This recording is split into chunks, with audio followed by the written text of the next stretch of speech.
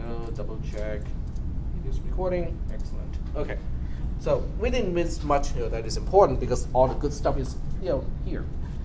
Okay, so we need to save this into some kind of database, and unless you want to fix the number of end users, you do not want to use individual variables. Like this is the username of the first user, this is the password of the first user, this is the username of the second user, this is the password of the second user.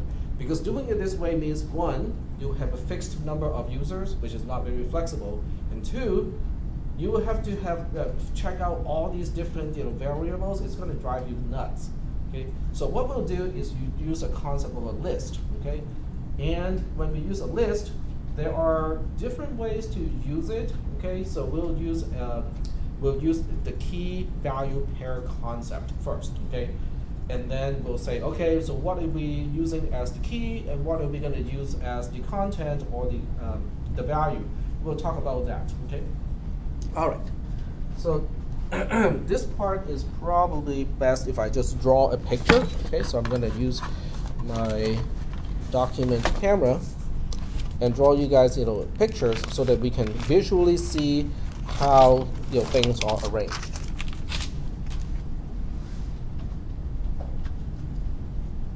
And still have to fix it every single time because I haven't done anything to permanently fix this problem.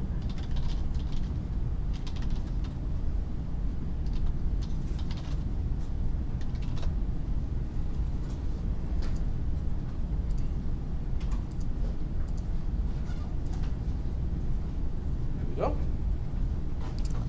Get my pen here.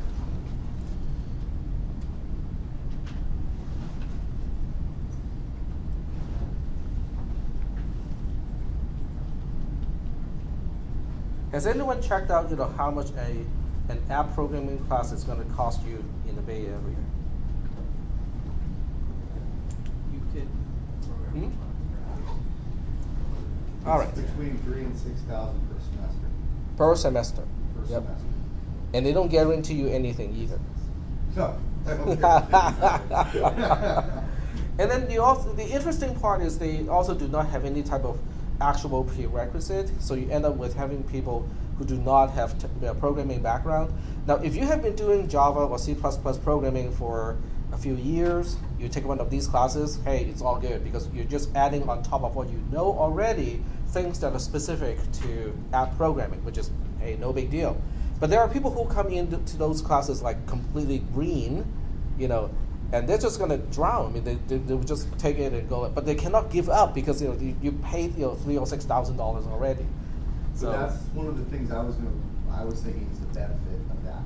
It's like a lot of them are very, very driven towards web hosting, teaching you those applications and those pieces of software that you're actually going to use. Yes. Where I'm looking at like the curriculum here at ARC.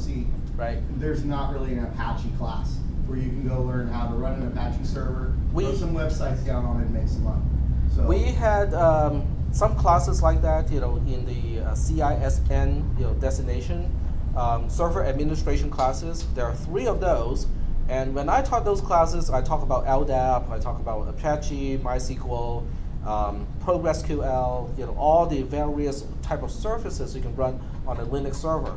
The problem was there weren't enough people to feed into those classes. So when we did run those classes, we have like 12, 10 people in each class, and every single time they threatened to cancel the class. Like, we cannot cancel this class. We have not been offering this class for the past 4 years. You cannot cancel it because people need this class to graduate. So that's the problem that we have, is we have to make sure that there's a certain enrollment number for a class to go. And for whatever strange reason, people do not understand that Linux servers is actually useful. If you want employment, it's something that can be useful. If you want anything to be cloud-based, it's pretty much going to be deploying a exactly. server of some type. Yep. Whether it be CentOS OS or some Debian version or whatever. Yep, exactly. It doesn't matter what distribution, it is still the same underlying mechanism. Yep. Okay, so getting back to this one, we're going to talk about what is a key value pair. Okay, so let's just say that you want to associate users, not this time with just password. We'll talk about passwords too, But we want to store various things about end users, maybe just first name, last name, okay? So you have username, and then you have the actual first name and actual last name that you want to remember for each user, okay? So let's see how we can do that with a list. So as a list, okay, the way I represent a list is to use parentheses. So everything inside, parentheses, a pair of parentheses, will be considered a list, okay? So, but because we have multiple users that we want to track, so each end user will now be its own entry, which is also a list. So now we have a list inside a list. The username is probably alphanumeric, which means it's going to be a string. It's not just going to be a number, unless you want to use a user ID or user number instead of a username. Username is usually easier because people can remember a username a lot easier, a lot faster than they can remember their ID. So we will start with a string, which I use quotes, single quotes to surround, so it becomes a string. So I'm going to just say, okay, this is my username, TAUYEUNG, and it's the first item in this list, okay? The second item becomes the value. This is called the key of an entry, and then whatever I put here is called the value associated with the key. Then you go like, well, but tech, you can only associate one thing with TAUYEUNG as a value. You are absolutely right about that. But that one thing can be a list. Okay? So now I say, well, there are several things I want to remember about this particular username. So let's figure out what else I need to remember. Oh, there's one thing that's called the first name. Okay? There's one thing called the last name. And that's it. Okay, let's say that's it for now. Then people can just say, oh, in that case, we can just make the first entry the first name, the second entry the last name, and be done with it. Well, you can do it that way. But it also means the ordering is now important. Okay, and anything that requires ordering or where ordering is important can be difficult to work with as you make that thing longer and longer. Okay, because now you have to say, oh, what is supposed to be the 11th item in this list? Then you have to count, okay? 1, 2, 3, 4, 5, 6, okay? Did I insert that item at the right place? How do you remember that the age of a particular user is the 11th item? It's hard to remember, okay? It's not like it is impossible, it is just more difficult. So what I'm gonna do is inside this list here is also using the concept of key value pair, which basically means if I want to indicate the first name, then I have a key of first name. And see how first name is in single quotes because it is also a string. And then I look at, okay, so how do I want to represent first name? Well, I don't really have any particular reason to turn this into a list because the first name usually is just an atom, okay? It cannot be divided any further into smaller units. So I'm just going to say, okay, fine, I'm not going to use a list anymore here, okay? Oh, but tech, that takes up the entire value already. How do you store your last name then? Okay, easy way to fix that. I'm going to enclose everything with another list. Okay, so now I have inside this list here, okay, inside this particular list, now I have a second item, which by itself is also a list. This one has a key of last name and a value corresponding to that key as AUYEUNG, last name, okay? So let's just say that for now, this is all that I want to remember associated with this particular username. Okay, close this. So this close parenthesis is closing this open parenthesis, which means this entire thing is a list of key value pairs. Each item inside is called a key value pair. This is a list of key value pairs, and in return, this becomes a value for this particular key, which is my username. The only restriction with a key value pair list is you cannot have two entries with the same key, okay, which is reasonable. So now if I want to make a second user, so I'm going to pick my cat, okay, so I would have R1 Young. So my pet has the same last name as me, okay, because I consider my pet, family. And it's going to have the same thing. Okay, my pet has a first name. And okay, now I have to choose one of the two. So I have a decision to make. I have to rank my pets and go like, okay, which one should I choose? I'm going to pick Rhett. Okay, R-H-E-T-T is the first one, and it has the same last name. So last name is the key, and then A-U-Y-E-U-N-G once again is the value. So this is how I can add one more entry to this list. So as you can see, I can make more and more entries like these to represent end users, and there's no real limit except in terms of storage and in terms of memory, how many I can store in a list. Is that okay? So far, so good? Okay, so I'm just going to say, okay, this is the end of this entire list here. Yep, go ahead. Are there commas supposed to be in there? Not in this representation. Not In this the JSON representation, you use a comma to separate items in the list, and they use square brackets to indicate a list. This is more of a Lisp representation, and there's a reason why I use this representation. It will be kind of clear when I work on the program. Okay, so does everybody understand the structure of this whole thing? Yep, go ahead. In between the two different sets of lists, would there be a closing bracket in between those two to close out the first? Yes. Okay, I missed that. Sorry. So you need Okay. one to close this one and one to close that one. Okay, you're right. Okay, I forgot about that. All right. So are there any questions about the structure? Other than missing the close parentheses for each user. There are special editors that can allow you to match a parentheses really easily. VI is one of those. So any questions about this? Yep, go ahead. Kind of falls into XML real well. Oh, the XML. It's basically this. Yeah, the XML is encoding all of this in. Okay, first of all, it's not going to be like this in XML. It's going to be in JSON format, JSON, which is using square brackets and commas to separate items in a list. And then each thing inside the single quotes will be escaped as ampersand, QUOT, semicolon. So, but it will be something that's equivalent to this representation. But there's one reason why I chose this representation. So it'll be clear when I work on this program. Okay. All right. So for now, let's not worry about how to create this thing here, which has a list, inside a list, inside a list, inside a list. Okay? But nonetheless, it just makes use of strings and lists, and stuff like that. So it's not complicated when it comes to the mechanism. It is complicated when it comes to how we combine those features. Okay?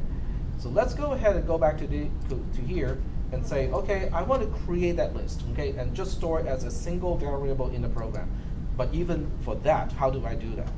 So what we do is we start with a variable, and we just use a global variable, because when you work on programs like this, you don't want to make it too complicated, where it will spend you have to spend like 3 days to work to create it, and then on the 4th day you start to test it. It's like, no, that's not a good way to do it. So what I'll do is I'm gonna make a global variable called users, okay, which is going to be exactly the list that I showed you earlier, okay. Yeah, I don't think I'm gonna show the document camera on screen, because I don't have enough real estate on screen to do that. So you just have to kind of take my words for it, because I'm just going to read off of my thing. So the whole thing has 2 entries, because I have 2 end users. For each end user, it is also a list of 2 attributes. One is first name and one is last name, but that is the value, which means it's the second entry. And then there are 2 of these. Okay, so we replicate. So now we are each one of these. This is one user. This is another user. This is the list of users. Okay, so we move on a little bit here. The first entry of each list that is representing a user is the username. So I'll just kind of quickly switch back to the document camera here. And we have just created the overall list. We have created empty slots for the individual users. And now I'm trying to fill in the key of the user, okay? So the key of a user is just a username. So I just pull a string here and name it TAUYEUNG for myself. Duplicate it and have this one as R1 for red. It's R1 because my other cat is Riley, which is going to be R2 without the D2. Okay, I can see some people catch that one and some do not. That's okay. Okay, so the second part of each user is also a list, but that's also a list of key value pairs. So I go back to list and say, okay, give me another list of 2 items. Give me another list of 2 items so that we can store the first name and the last name. Okay. How do we store the first name? Oh, that's easy. The first name is just tag. Wait, hold on a second here. I don't want to do it that way. I don't want to do it by position. I want to do it by key value pair. So now each entry, just to represent this is my first name, I need a list. Because the first component of this list is the key, which is saying, okay, what is the next thing? Oh, the next thing is a first name. And the same thing for my cat. So I'm going to replicate this block here and just copy over here. Then I'll say my first name is tag. But my pet's first name is red. Are we still doing okay so far? How this is actually implementing whatever I drew earlier on a piece of paper, sort of? Yep. Why does your username not have a list with the first thing called username and the second thing called? Because it is the key to this entire entry. Okay. So you're not worried about position because you know that. Because it's always the first one. The key is always the first item, and then the value is always the second item. But inside the second item, you can have a list, List of values. so you can have a whole bunch of stuff as quote unquote just the value of something. Okay. Okay. So now I want to work on the last name. So last name is easier because me and my cat share the same last name. So I have to first indicate that this particular thing, whatever is the second item, is the last name, and the last name is Young. And since my pet has exactly the same last name, I'm just copying and pasting it like that. So when you look at this whole thing, I know it is really kind of cumbersome, but this entire thing, okay, I can show you most of it, even though it's not the entire thing. So this whole thing, okay, is really mapping to this thing here. Are we doing okay so far in terms of how one is represented in Lisp format and the other one is represented in App Inventor format? Is that okay so far? Okay. So the next thing I want to do is to say, okay, this is stored internally, and it's not a whole lot of fun when you store something internally. So I want to do something with it. Okay. So the first thing I want to do with this is just to display it. So I'm not going to do anything too fancy. I'm just going to make a label. Well, let's not use a label. Let's use a notifier. Okay. So we'll go ahead and use a notifier. So I would just pop up a dialog box and just say, okay, the database has this entry. Okay. So we'll go ahead and make use of the notifier in the blocks. And since we have some buttons already, I'm going to use those buttons to trigger the operation. So we'll use button 1 to trigger the display of the list as text. Okay. So we'll go to notifier 1 and then say, just give me a dialog box, show that, and that's all I need to do. So that will be this one. Okay. The message is just going to be the list itself. Okay, so we'll go ahead and say, give me a variable. It's going to be my only global variable called users. And this is okay. Okay, so even though users is initialized as a complicated list with lots of little lists inside it, it's okay. You can print it out. Okay, App Inventor knows how to convert a list to a form where it can print it as text. Okay, it is a built-in capability of App Inventor. And I'm going to use a title here. Is that like a 2-string? Hmm? Is that like a toString method or something? It's kind of like that, yes. Okay. Yeah, so it's equivalent to a toString method in C++ or Java. Except in this case, it is implicit. What App Inventor really is doing is to look at the object that is supplying the information, look at the slot that you're plugging into, and automatically do the cast or do the casting.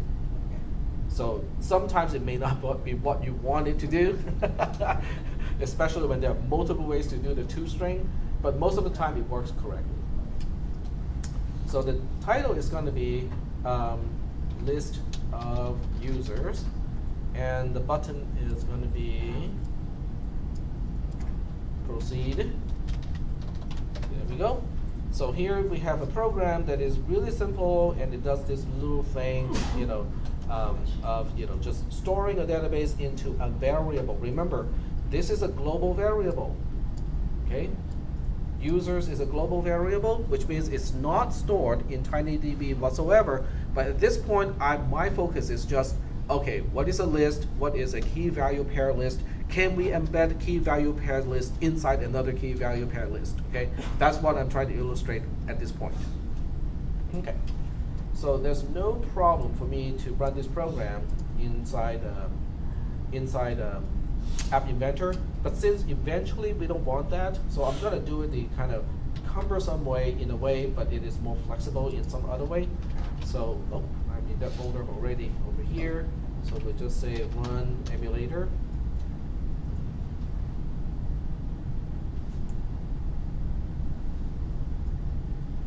It is really kind of amazing how fast the emulator starts and runs. I mean, it's almost at the same speed as a real device.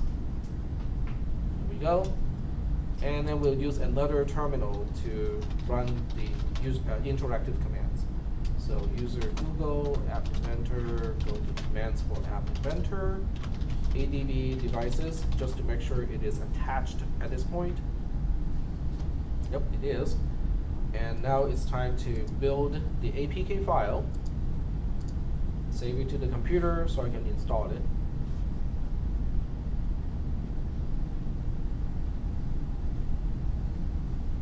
And while it's doing this, I'm going to change my preferences so that when I save files, ask me where to save, so this way I can overwrite the same file without having to rename it every single time. There we go. Okay, so we'll just save it at the usual, well, temp is fine, we'll just save it over at temp. Because I don't need to retain this file after this class. So we say adb install-r temp password.apk. I know this method looks like it's really kind of cumbersome because there are multiple steps, but at some point your app is going to be complicated enough where you're spending most of the time writing the app, debugging the app, and not really doing this. If you're spending most of the time doing this, there's something wrong with the process. It's too agile. Okay, so we switch back to the emulator itself. It should be installed at this point as password. So we scroll down, see password, click it. Okay. And there's nothing really special here. We click the first button. It comes up with a dialog box. And what do we see? Well, can you guys read that or? Okay. So it starts with an open paren, and then another paren, and then tauyeung, open paren, first name tag, close paren, open paren, last name aoyang, close paren, close paren, close paren. Okay. Where's the user? The username is just tauyeung and r1auyeung. Okay. So what I can do now is to display the document camera and the emulator at the same time, so that you guys can kind of compare these two. I know the emulator is a little bit harder to read, and it also doesn't do the line wrapping in the right way. But if you count and just follow the parentheses, structurally it is the same. That is why I use the parentheses representation, because when you print a list, it is going to use that particular format. It is not coincidental in any way, because MIT is one of the first I think they either came up with Lisp or one of the schools that is really big on teaching Lisp as their curriculum. So as a result, products that are coming out of MIT typically has a kind of lean on Lisp. Okay. So are we doing okay so far with this? So the next thing we need to do is to say, okay, but this is stored in a variable. That's not going to be very helpful because you want to be able to store the users, after you get out of the app, right? But that's easy. What do you need to do now if you want to store the users? So that when you close the app or when you restart the phone, you still can get the users back. TinyDB, okay? The easiest one is TinyDB. There are a few good things about TinyDB and there are a few bad things about TinyDB. Good thing is it's easy to use, okay? You don't need internet connectivity whatsoever, right? It's easy to verify because it's just a file, okay? I showed you guys how to get to the file representing TinyDB.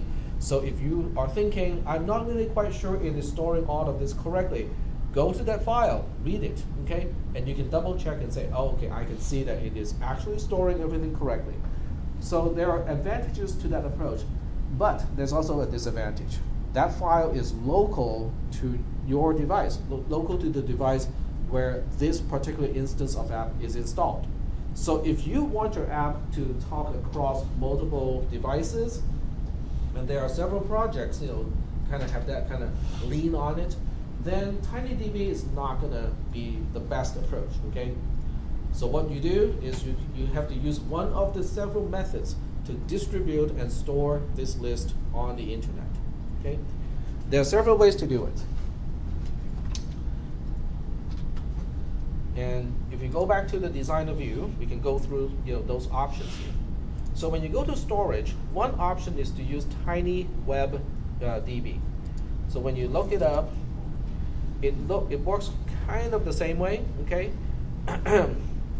Non-visible component that communicates with a web service to store and retrieve information. And in here, it has a link to show you how to create your own TinyWebDB service. So it is a little bit more involving, okay, because you have to kind of go through all this trouble to get it done. So this is one way to do it, using a TinyWebDB. The other way to do this is to use under experimental, you can use Firebase DB. Now Firebase DB is under experimental because it is experimental, but they do have enough examples to show you how to do it. So when you use Firebase DB, it will populate most of these entries already, okay? In other words, you don't have to really do much to use Firebase DB. And the way Firebase DB is used, when you look at methods, which are things that you can do with this component, you can see that, well, it is most of the same thing that you can do with TinyDB. You can clear a tag to remove it. You can store a value. And when you store a value, you basically say, okay, which tag is storing which value, which is the same thing that you do with TinyDB. You just specify which tag and what is the value that you want to store. When it's time to retrieve, then you can say get value, okay? And it is the same as the other one. You specify which tag you want to retrieve the value from, and then if the tag does not exist yet, then you want to specify a quote-unquote default value of, okay, if the tag does not exist, what should this function be returning? What should this method be returning? So it works pretty much identically compared to TinyDB with one huge difference. This is across multiple devices. So if you have your app distributed to 10 different devices, all 10 devices would go to exactly the same instance of the Firebase DB. Yep. How does what? How does it get across the devices? Where is the data going? It's in the cloud. Is it in Google? It is in Firebase.com. Okay. So in the cloud is Firebase.com. Okay. And Firebase.com hosts like a gazillion different type of databases, but one is related to App Inventor. So there's one database here that is the App Inventor has already set up. Okay, so you don't have to set up anything with Firebase DB to use this. Okay, so everything is already set up. your app, let's say it's installed on 3 different devices, because each app has a unique name based on the reverse URL, okay, and then the actual name of your app. So they can self-identify and say we are all the same app, and as a result, they all go to the same database to store and retrieve values. Yep. Could you use this for global constants? Yes, you can use, but this global is really, really global. It is global across devices, not just on the same device. Yeah, so something like fundamental to the app. If you have Yes. like an array that every version needs to use this would be the most efficient way to do that? I would say so. Yep. Yep. And the smarts to contact that is all built in the FireDB component. Ask the question The again. smarts to actually communicate with Firebase.com. Yes, It's all built in the component. into the component. Okay, so Yes. you don't have to put any URLs or IPs or anything like that. It's all They should be populated already when you choose to use that as a component. So we'll go ahead and test it. Okay, we'll test this. Go ahead. Does Firebase allow you to create your own account so you can secure it? Yes, you can do that as well. So that's why in the properties, if you choose to implement your own database that is separated from everybody else, then you'll have to use these concepts. I don't know how to do it because I haven't set up a particular account for myself. So you will have your own developer bucket and your Firebase token that is specific to your version of Firebase DB. And then it's secure or securer. Well, then it won't be shared with everybody else who's using App Inventor. Right. Okay. Mm-hmm. How do most apps do this, or they set their own like MySQL and communicate that way? Well, Or in App Inventor, the only way you communicate with that would be in these methods. Okay, but outside, like in Java, you use alternative methods. Then, right? Well, that depends on the API, what kind of API they offer in Okay. different languages. Okay. So when you look up, Firebase DB API, that should probably find it. So it has a REST API, which is actually common to a lot of Google services. Does anyone know what REST stands for? I'm just going to ask you that. Okay. Because it's REST common API. to Google. A lot of Google services also use REST. Yep, go ahead. Sorry, I don't remember what it actually stands for, but like something state transfer. Okay.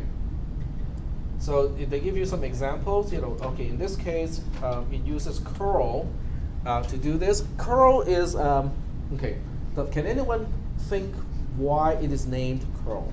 CURL. CURL, Yeah, or I command line remember what URL. The C stand. Okay. Okay, so imagine this is your browser. Okay, curl is a miniature browser. Okay, except it doesn't display the document that it retrieves. It just gets it as a file, store it locally in your folder, depending on what you want to do. Okay, but it's quite capable of doing a lot more than just downloading one single file, which is just the HTML document that you specify in the URL. If you want to, you can make it recursive. So it will download the document that you refer to, and then if that document refers to anything else, it will go retrieve that. If that refers to something else, it will retrieve that. So you can see how that can go like really deep, really fast. And then you can specify a maximum depth. You can say, okay, stop at level 20. Then you'll still end up with a folder structure that has 20 levels of folders and possibly duplicate of items and stuff like that. But curl is really useful for that sort of thing. Okay, so and the protocol to talk to Firebase is easy. Okay, you don't need to ask your system admin to say, okay, I need to open a new port, because it's just going through, going out, it's just HTTPS, which is port 440. 443, which is usually open, for most firewalls. Okay, so it's easy to talk. And in App Inventor, guess what? We have the web component. So even if we don't have Firebase DB as a component, you can still talk through the web component. You will have to format your queries, it's a little bit more work to do, but you can do it. And then the reply is going to be in this particular format. It is not, it is JSON. Okay, this is JSON, but it is not in the form of a list. Okay, this is in the form of what we call a hash, or I don't know how JSON call this, but it's called a hash in Perl. In PHP, I think it's called an associative list. Okay, so different programming languages have different names for this, but it's basically a list of key value pairs. Okay, key value. Okay, so we have key value pair, list of key value pairs. So that's why it is really cool, because you can see different types of services, different types of applications, but they share the same language. They talk the same language. JSON, HTTP as a protocol, and so on and so forth. Okay, so this is how you can read the data, and you can also write data using this particular method. So you're using a put method, and inside you want to specify parameters. These will basically translate into HTTP parameters in the form of blah blah blah equals blah blah blah plus blah blah blah equals blah blah blah, and so on.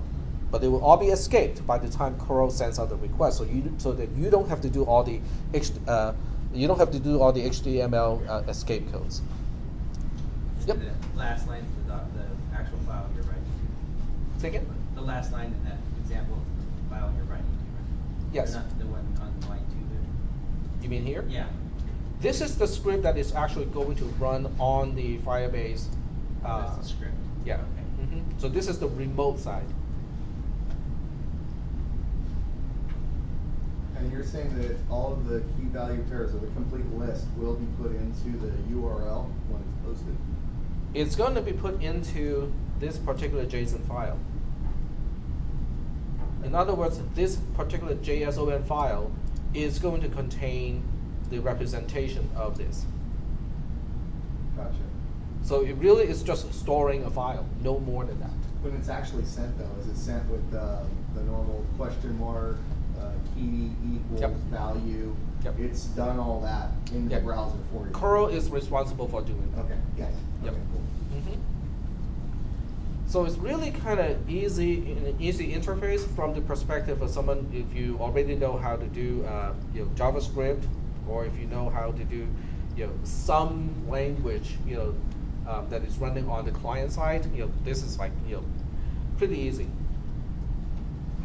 Okay, but in our case, you don't even have to do all that stuff. If you are not concerned about security all that much, then we can actually just use the component that is already provided to us. And so we'll go ahead and try that out.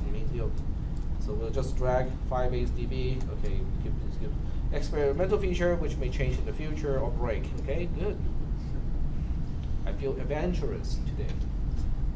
Okay, so you can see that once you get Firebase DB as a component, and we look at the properties of Firebase DB, it already has many of these particular items filled in. Particularly Firebase token is already filled in. Don't change that, okay? Because it is going to a particular instance of Firebase DB, but it is shared by all app inventor apps, okay?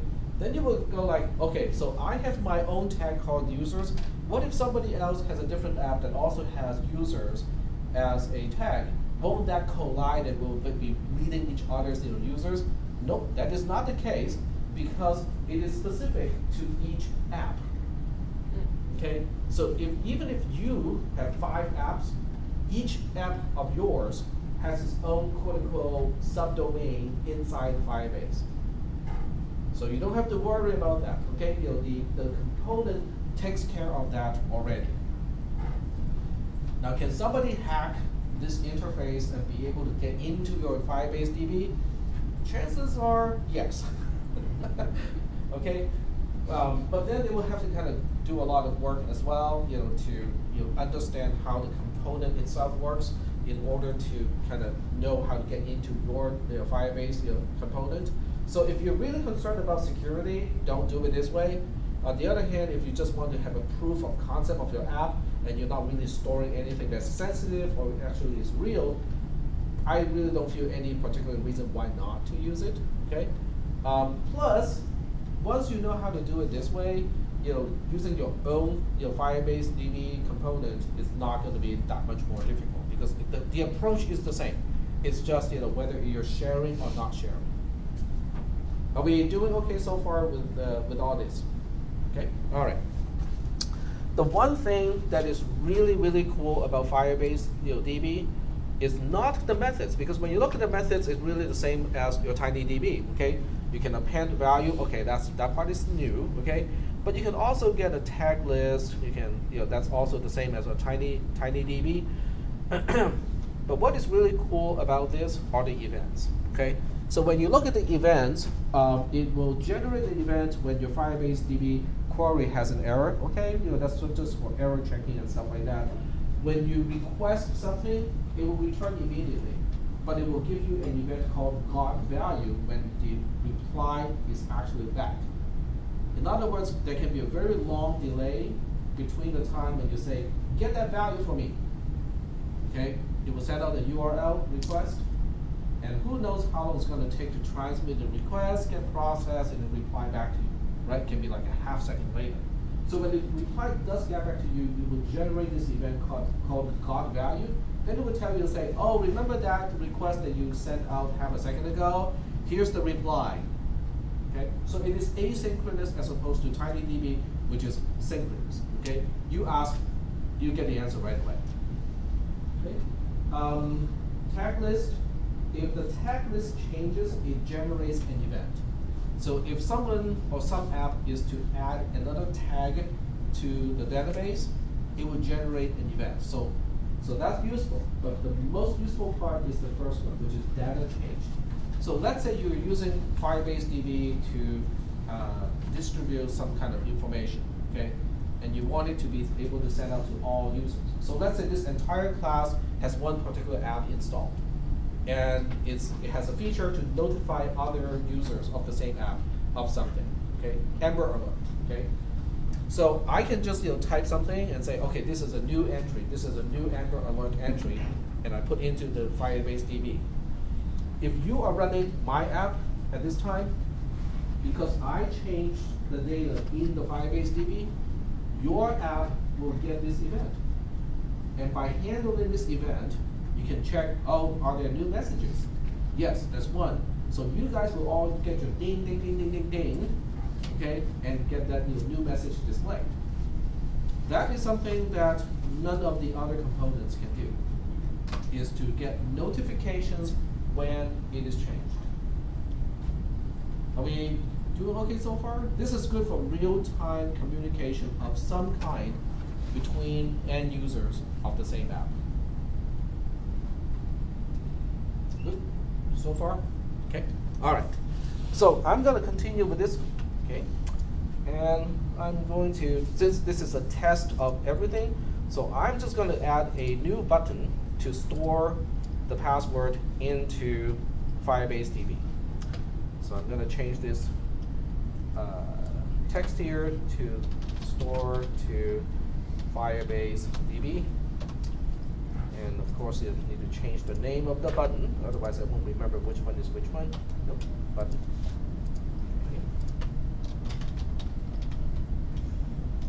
Okay. Go. Okay. So in the blocks, I'm just going to handle that particular event and say when this button is not focused, clicked. There we go. Okay, when this is clicked, I'm going to store something into Firebase DB. So I go to Firebase DB1, look up the methods, okay, append, no, that's not what I'm going to do. I am going to store a particular value to that tag. So this is what I'm doing. The name of the tag, I just want it to be consistent, to be users. So I'm going to use users as the name of the tag.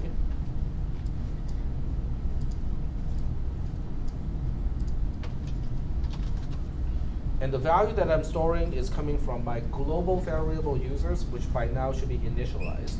So I go to variables and just say get the value of the global variable users. Okay. So this is how I store, an updated list of users into TinyDB.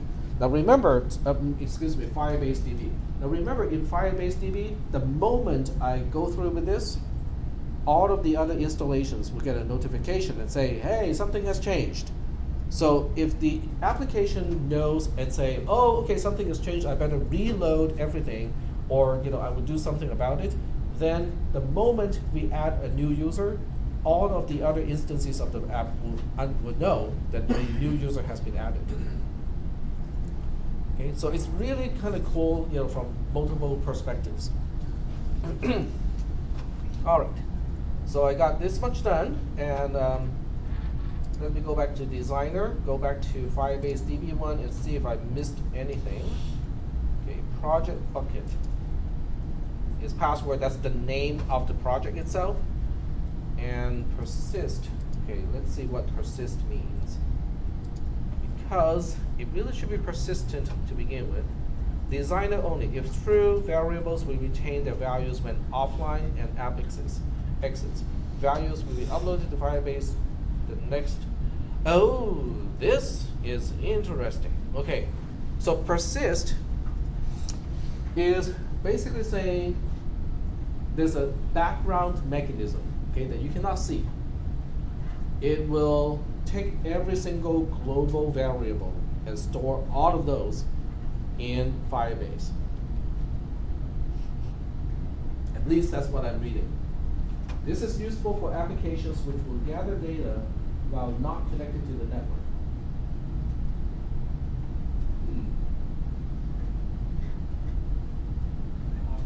Oh, it's the other way around. When it's offline, it will store it locally until it gets online, then it will update the remote version.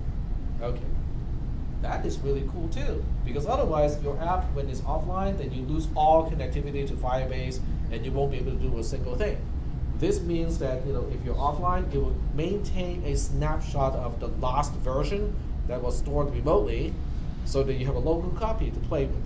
Now, whether that's what you want to do is a whole different story. That's why you have a choice to turn off this feature. Yep. Is there any way to have it download the values from Firebase and then never mess with Firebase again? Because if you need like a global constant that you just load it into the app one time and then it never has to be online again. I don't think that is possible, okay, because it doesn't seem to give you that option. Because when App Inventor detects that you are online, it will understand, oh, I'm online, I'll get everything from the cloud. And there's no way to disconnect the internet to just one app. So that's why, I think that may not be doable. Yep. Is there a get versus a put in this case, or? It's all done implicitly by the other methods. Okay. Yep. You could do that, what she was referring to, just visibility of the button. So when you first logged in, you have visibility. Once it's used once, then the button wouldn't be visible on the app anymore, unless you deleted the app. Right, so you have to use your own logic. Yeah. Yeah, so you have to use your own logic to do it. Yep. But it sounds like if that button is checked, then every time you launch the app, it updates. I believe it does, right? That's what I want to disable. So you don't want to update. I don't need it to update. So you don't want to update the cloud version every time No. you update. You want the update to stay local. Yeah. And persist works the other way around. It says, if you're not online, do you want to maintain it locally? But it doesn't give you the option to turn it off remotely when you do have internet visibility. Yep. So why, in that case, why would you be using Firebase if you don't want to do it globally? I mean, Why you don't want network connected? Why you don't want to use the cloud you version? You don't want your app to like update from Firebase. I'm just a little bit confused as to your business requirement or whatever. Hmm. But Well, if if you're just trying to like update on will, you could probably get away with just using a get slash or post method somewhere and just writing your own server. Possibly. Yep. Go ahead. If you had a game that you wanted to be able to play when you're offline, and you wanted once it got to a Wi-Fi place to upload back to Firebase TV, that's kind of what you're saying, right? You Yes. have the data offline. I mean, with that you can just use persist. Right. Isn't it? What were you asking? You said I'm just trying to understand what Angela was wanting. I'm not entirely sure. So like if you wanted to be able to download a status for I just need an a global application, constant array. and you wanted to be able to change by someone else when it's updated, but not write the message data back up. A global constant. So you want to be able to Which have a I guess would be a start list state. in Okay. half a But minute. you want the So start where you state just to be make the able to change tags by a- Sorry, zero I to can't understand because three people are talking. Yes. Yeah, so you were saying global constant array. I was talking to the teacher, not you. Sorry. You can make it just follow specific items too, I think. The notification works at a tag level and also a database level, so you do have that option. Okay, so what I'm doing right now is I'm just checking to see if it works. So we switch back to command line to upload it. Upload and install the new version of password. Okay. And it says install failed older SDK. Okay, that won't work. This is rather troublesome. I can tell you why. It has to do with Firebase. The Firebase component is a newer component, so it's based on a newer SDK. It's based on a newer version of Android than what is currently running in the emulator. So that's what it's complaining about. So to get around that problem, I'm going to use my phone. What version did it say it needed? Because you're running 2.3, right? Yes. What did it say it needed? It doesn't say. It doesn't say. It does not say, which is a part of the problem as well. Alright, so let me start up my Google goggles and Google goggles. There we go. And Google goggles is kind of creepy in a way because it interprets everything that it sees.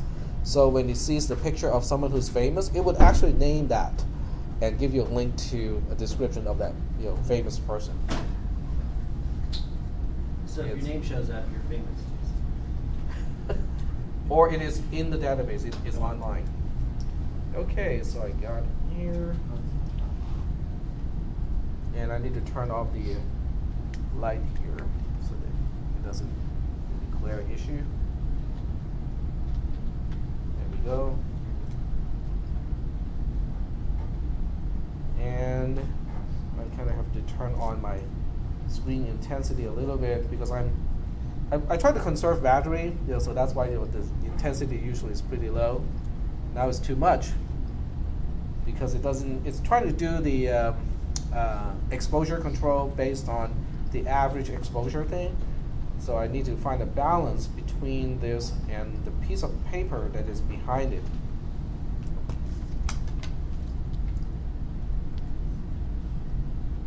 Still too much washing out.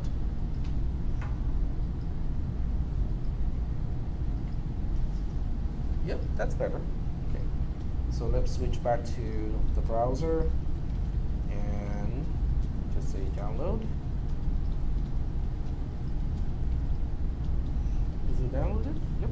In progress. That's what it's saying. In progress.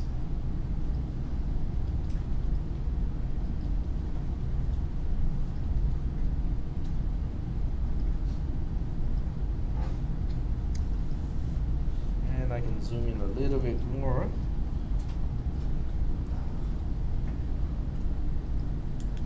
You're not gonna have any way to know, will you have any way to know if it stores into the DVD? No, I would not have any way, but I can at least tell whether it crashes or not. This is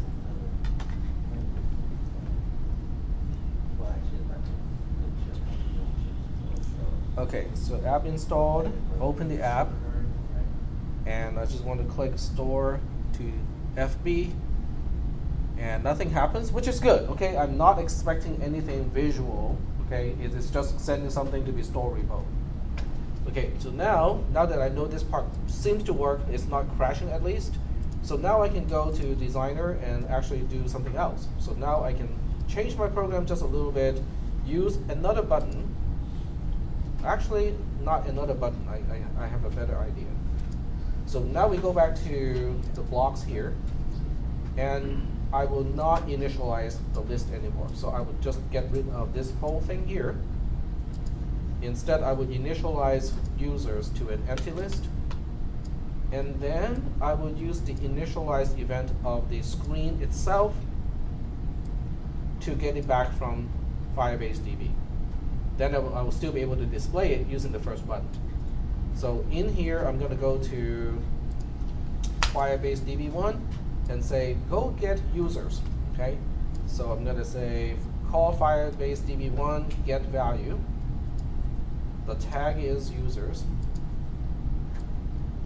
And the default value is just going to be an empty list. Okay, I just want to say, okay, if there's none existing, that means there are no users existing yet, making an empty list.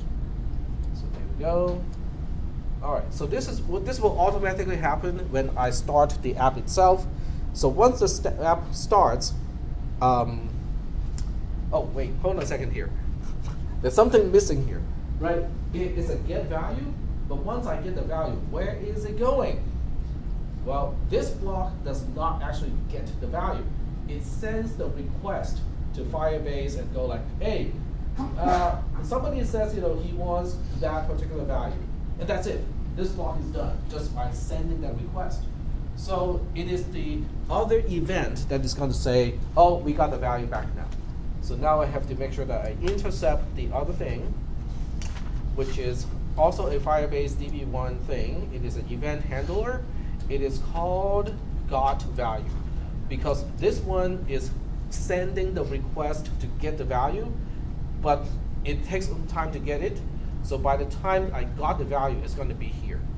Now this is also tricky, because when you can only have one got value event handler, even though you may be requesting multiple tags. So inside the got value event handler, how do you know which request is generating this event? Well, you don't. And that's why the tag itself is a part of the information that is given to you. So you can say, oh, it was the last request that was asking for, in this case, users. And this is the reply. You might want to do something about it, okay? Which is a little bit cumbersome. It's not how most people are used to doing things. But when you're dealing with something that is asynchronous, you don't really have a choice. I mean, this is the only way to do something in this case. So we go to text, we compare whether we are in fact getting users as the tag. This is the reply to the request to read from the users. So we just say, okay, is the tag that this is this a reply to a get request for the tag of users? If so, this is what I want to do. So now I go to variables, and then we say set global variable users to the value that just got back. Okay, are we okay so far with this whole thing? So that means there's a certain lag between the app starting and the database being available in the global variable. Is that making any sense? Which also means I probably don't want people to be able to do anything until that time. So that means in the design, I want to turn off anything that relies on that list. So because I attach the dialog box to sign in to display the list, I want this to be either disabled or hidden until I get the list back. So I go here, and we'll just go ahead and pick out one way to visually show that we are not okay yet. Okay, so we can use. Well, I can disable it. Okay, if you disable a button, it will still be displayed, but it will grayed out. There won't be any interaction possible. But I'm going to do something a little bit better. I'm going to change the background color. to red. So this is visually visible and go like, oh, okay, this doesn't look like normal. But when we actually get the database back, I'll turn it back to normal. Okay. So now we go back to blocks, and we say when we do get the result back, change the color back. So over here we go to button 1, and then we say set background color back to the usual. And then we go to colors, and we say that is the usual color. There we go. So what that means is when this app starts, that button will be originally colored red to indicate the database is not here yet, so don't do anything. Now, you should really use disable so that people cannot even click it. But I just choose to change the background color so that it's visually it's standing out so we can actually see it. Okay, all right, so let's go ahead and try this again. So you can see how when I need to experiment with something, I don't work out the entire thing first, and then just punch in all the code after everything is all said and done, and test it. That would be the waterfall development model. Okay, it's like step by step by step, but never go back. Okay, I guess there won't be any salmons in that waterfall. This is more of the quote-unquote agile, method where you experiment with a little bit. Okay, it's not everything that I want, but I'm just testing key features to see whether it can be done this way or what does it look like and stuff like that. And then I go back and keep making changes. I have a question. Yeah. Do you still have in the first line initialize global users too? Empty. Or you deleted all? I deleted the entire list. The Instead, whole- I just use an empty list. Great. So it starts off empty. So this way I can really tell whether did I get it back from Firebase, because if I did not, it's just empty. It would just be open and close paren, when I display it in the dialog box. So now we go back to build, save the APK again.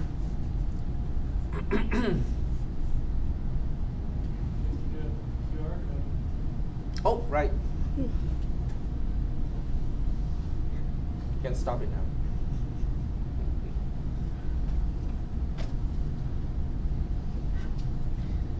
QR code, Google Docs. There we go.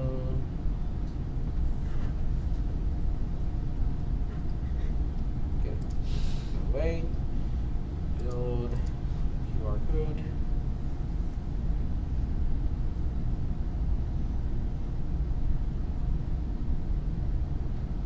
I think I told you guys already. Once I went to San Francisco and went to the remaining of the hotel where Cliff House. That's it. So I went to Cliff House and there's a museum, right there, and I took a picture of one of the plaques inside the museum, and Google Goggles, basically just pops up all kinds of stuff to tell me, oh, this is the Cliff House, and you should know this about the Cliff House, and so on. And by the way, there's a restaurant back there. I would not be surprised if Google spends enough time to analyze all that stuff and actually know what kind of food I like. And it will even pop up and say, okay, according to the menu of this particular restaurant, you might find this, that, and that interesting. Should I order this right away and reserve your table right now? That would be good. Like Pandora, but for food. Yeah, those days are coming. Whether you like it or not, Google is definitely heading in that direction. Because Google is all about, selling advertisement. Okay, it's about, that sort of thing. So that would be a natural next step. Okay. Let's make a replicator. But it has to read your mind. Just like high-end. Google already has. Well, it doesn't have to read your mind. You can just do some statistics on the food that's been ordered from the replicator in the past, and then make suggestions. Yeah. Just like Netflix does. And Netflix paid millions of dollars to get people to do that. Well, Google will sell you a device, so it would actually attach to your spine. So when you eat something, it will associate your experience with that food, and it will figure out exactly what kind of food you like. Why not just That would change be the pretty cool. experience for you, so you can eat the healthiest food but make it taste? That'd be better. Yeah. But you won't need that anymore when you have a cybernetic body.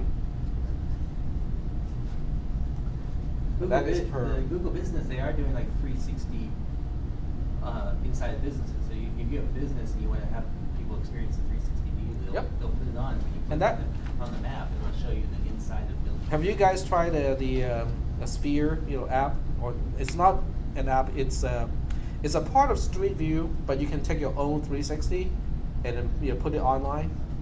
I did that. I had a trip to Squaw Valley, and then I took the tram all the way up. Yeah, and then I took like a few 360 pictures and put it online. Huh. Yeah. Just using a regular phone. I mean, it is a pain because it will tell you, it will give you like dots where you should center this next, and so on. And then my friend, my buddy, is always kind of next to me, and I didn't tell him anything, so he's always like half of him is here, and then half of him is over there. How many pictures you took at all? I cannot remember, but I would kind of measure in the order of 20 to 30. Yeah, it depends on the view of your camera. Yeah. Yep. Okay, we actually we missed that part. Okay, so I'm gonna close the app here, and then yeah, that was me trying to hack my polar heart rate monitor. And the app is called Password. Let's see, where is it? Password. There we go. Red, clear. Yeah. And now we can click the first button. Well, the background color should have been gray and not white. Click sign in, and we got everything back. So, very quick example to verify that Firebase DB does work. Okay. So what you might want to do is to write two apps, okay, or just clone one app, okay, and start it up without storing something first, and see if they crosstalk. Yep. They should not, okay? They should not crosstalk. There's also the bucket thing. If some of you might notice in the properties of Firebase DB, there's also the concept of a bucket. Okay, get rid of this first. Go back to Designer. And the bucket is what is controlling the sub-project.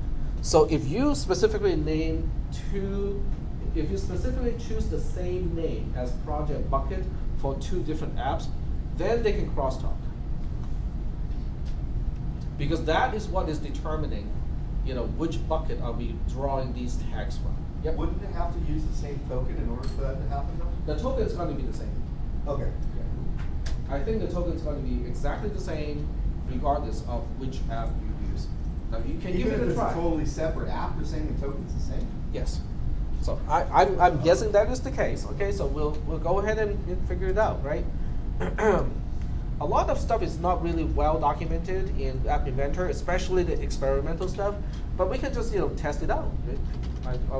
I'll call this password 1, PW1, and don't do even a single thing about anything. Just go to storage, experimental, and pick out a Firebase DB1. Look at the token. It looks exactly the same to me. Starts with the E, ends with a 6. And look at the other one. Oops.